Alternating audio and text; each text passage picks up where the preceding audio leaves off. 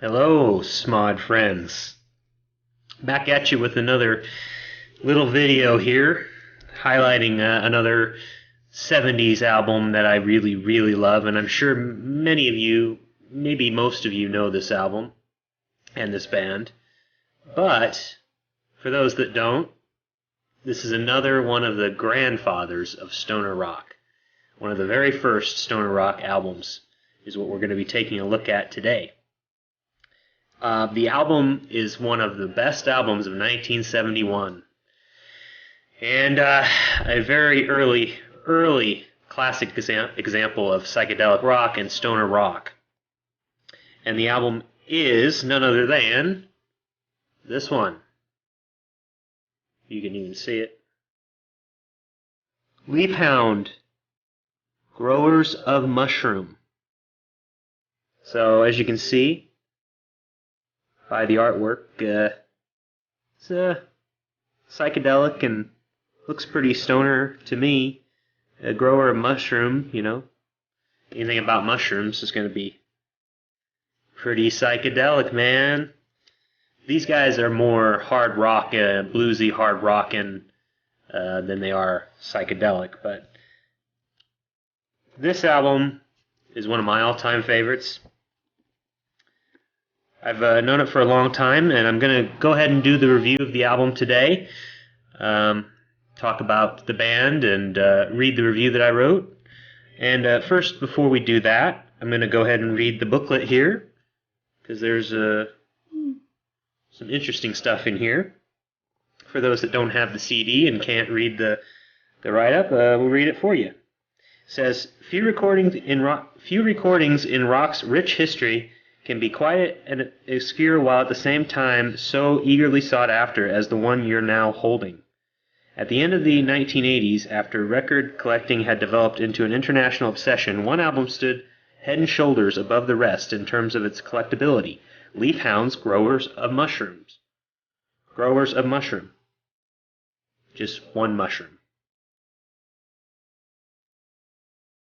Accompanied by all the aura and mystique which surrounds any buried treasure, this LP had gradually acquired a mythical status, which both reflected the hallucinogenic imagery of its cover art and befitted the uncompromising, hard-nosed rock enclosed within. Leaf Hound was a product of the close-knit southwest London rock scene in the late 60s, which spawned free and played host to a number of burgeoning blues rock acts later to make a wider impact. Vocalist Peter French and guitarist Mick Halls were the Leaf Hound mainstays, and both had already paid their dues in the Bruning Sunflower Blues Band, which I have not ever heard, so that would be an interesting dive if you haven't heard Bruning Sunflower Blues Band, and in Black Cat Bones. Now, I do have that album, the Black Cat Bones Barbed Wire Sandwich or something like that is what it's called. I don't even remember the exact title, but Black Cat Bones, that's a good record. So these guys were in Black Cat Bones. Yeah, Barbed Wire Sandwich was the name. Complementing the Leaf Hound lineup were two previous Black Cat Bone members, brothers Stuart and Derek Brooks, on bass and rhythm guitar, and drummer Keith Young. There is little evidence in the recordings of the two above-named bands to explain the unforgiving, pummeling metal hammer noise that is Leaf Hound. Obviously, the band was influenced by its peers, Free and Led Zeppelin, immediately spring to mind. But one listen to the bone-crunching riffs, Peter French's ruthless vocals, and Mick Hall's searing guitar work should be proof enough that Growers of Mushroom belongs to Leaf Hound and no one else. The musical strengths of the band's powerhouse repertoire is the sole reason this once-forgotten rarity has been resurrected by enthusiasts to take its rightful place in hard rock heaven. I'm going to go ahead and get into the slideshow of pictures of the band and album and reading my review and just talking about the band a little bit here. So let's get into a little bit more about Leaf Hound. Thanks for watching. I'll talk to you soon. Alright, let's get into our discussion about Leaf Hound. Now, Leaf Hound was formed in England in 1970, and they came out of the blues rock band Black Cat Bones. Now, that's a good band. I do have their album, but they really turned it up for their 1971 debut album, Growers of Mushroom. And it's a mixture of hard rock and psychedelic rock and early stoner rock. So it influenced the stoner rock genre big time. They are considered pioneers of heavy metal, hard rock, psychedelic, and stoner rock. Unfortunately, like many of these bands, they disbanded very quickly. They only lasted for a year, actually, a very short time. But right after they released their first album, Growers of Mushroom, they broke up. And eventually, Peter French, the singer, did reform the band with a new lineup in 2004, and they released another studio album in 2007, which I have not heard, so that would be an interesting listen for me. We'll go on a little bit more into the history of the band here. They had a more blues-style band when they were Black Cat Bones.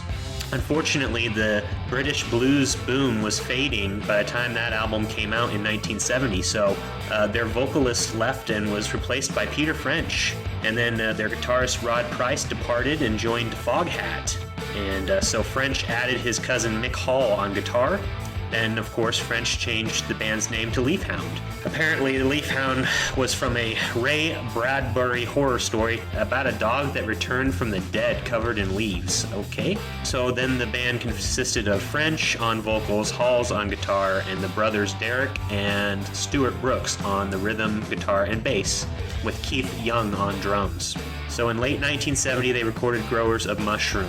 Actually, the interesting thing here is that Peter French, the singer, he actually departed, and what actually came of that is that he joined Atomic Rooster for their album In Hearing Of, which I have as well, and that's a really good album. So it's interesting that Atomic Rooster gained French. French is a really, really good singer. They didn't stay around long, but boy did they release a dandy in Growers of Mushroom. Of course, October 1971, so a very early stoner rock type album. It definitely pioneered psychedelic and stoner rock, but it's more of a hard, gritty stoner rock with some psychedelic flourishes that here and there. The album starts out with Freelance Fiend, which is probably the most famous Leaf Hound song, and I have to say that is probably their best song. What a song to kick off an album. If anybody needs some advice, if you're in a band about what type of song to kick off an album with, just listen to Freelance Fiend. You always want to start out strong on an album. You want your lead track to be really great, so it hooks people into the album. That one really does it. Freelance Fiend is a monster track, only 3 minutes long, and it really packs a punch. And it features one of the catchiest, most iconic riffs in stoner rock or proto-stoner rock, 70s rock history. That thing will get stuck in your head, I guarantee you. Then it goes to Sad Road to the Sea, which is a little bit of a slower song, a little more melancholy, much different than Freelance Fiend, which is a in-your-face hard rockin' song. But I do like Sad Road to the Sea as well.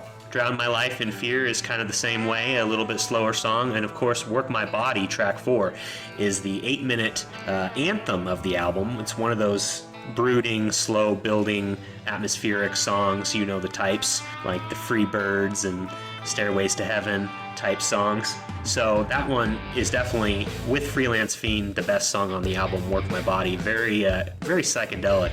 They kind of go psychedelic on that song.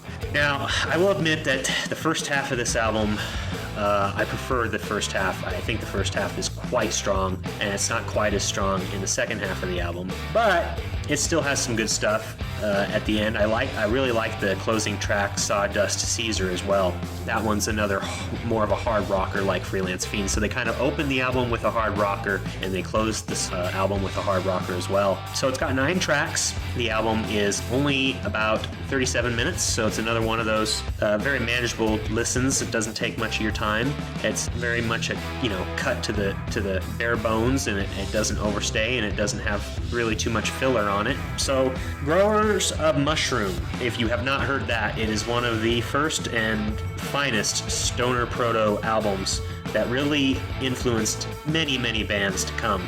And I'm going to go ahead and read my review that I wrote in May of 2019. Here's one you might know unless you suck. It's the mighty Leaf Hound. I'm enjoying their 1971 cult classic Growers of Mushroom in my stereo. I'm also on a trip to find the elusive and highly prized morel mushroom as we speak. I love mushroom hunting, so an album about mushrooms, there's not many albums that kind of have a mushroom theme to them. So Growers of Mushroom with the title and the artwork, really, as a mushroom hunter like myself, I really was drawn to this album just due to that as well. It's like this is like the perfect album for me, being into stoner rock and mushroom hunting. It's like just one of those that just really draws you in with your interests. And it says, what a perfect soundtrack for a day in the woods with my favorite fungus. Anyway, about the album, this is a highly sought after and regarded album in the proto scene. It's one of those gems that heavily influenced countless bands that came after. This is one release that really has that stoner vibe going on. Definitely a grandfather to our modern stoner rock. Beginning of the album is really the meat of the band. The first 4 tracks are pretty amazing. There's plenty of bangers after that, regardless, but the first 4 tracks stand out the most. Freelance Fiend, the opening track, is probably their best song. It has that riff that just won't leave your head. If you like early 70s proto-stoner, and who doesn't, this is a must-have. It's sacrilege to be a fan of Smod and not go back and enjoy the roots of it all. Don't miss out on Leaf Hound. You'll find this album and countless others in my Roots of Stoner Doom playlist. Old classics just waiting to be uncovered. Favorite tracks are Freelance Fiend, Sad Road to the Sea, Drown My Life in Fear, and Work My Body. So the first 4 tracks. So, that playlist, Roots of Stoner Doom, go check that out. That's got so many great proto-stoner, early stoner rock type albums on it.